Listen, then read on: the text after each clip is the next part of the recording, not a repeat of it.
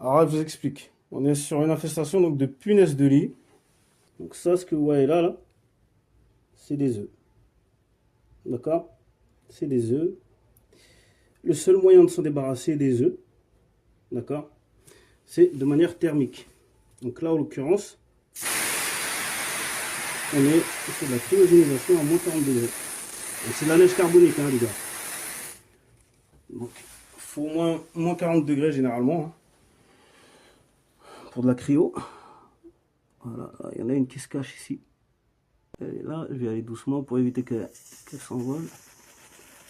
Voilà. Voilà, donc ce qu'il faut savoir sur les œufs, les gars,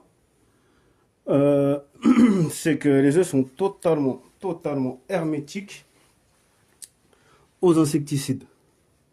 D'accord? Alors là, vous voyez aussi, là aussi, donc il y a eu des pontes, donc des œufs. Donc là aussi, on va y aller avec la cryo. Hein. On va les dézinguer. Donc le problème des œufs, encore une fois, c'est que le seul moyen de les éliminer, c'est de manière thermique. Dans ce cas bien précis, donc le client est asymptomatique. Ce qui veut dire qu'il ne réagit pas. Il ne réagit pas au piqueur. Donc zéro réaction. Donc ça, ce qu'il faut savoir, les gars. Voilà, là il y a aussi des œufs. Donc ce qu'il faut savoir, les gars, quand vous êtes asymptomatique, c'est que c'est un cadeau empoisonné. Certes, vous pouvez donc passer de bonnes nuits. Hein.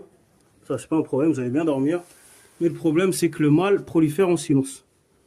Donc dans un premier temps, j'élimine ce qui est visible. Hein. Donc j'élimine donc ce qui est visible dans un premier temps avec la cryo. D'accord? Et ensuite, j'applique un traitement chimique rémanent. Qu'est-ce que ça veut dire rémanent, les gars? Alors rémanent, ça veut dire que tant que la surface traitée n'est pas nettoyée à l'eau, le produit conserve de son efficacité.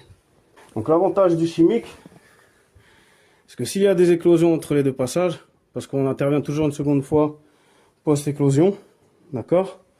Donc on intervient toujours une seconde fois post-éclosion. Ce qu'il faut savoir, c'est que le temps d'incubation des œufs, c'est 10 à 15 jours.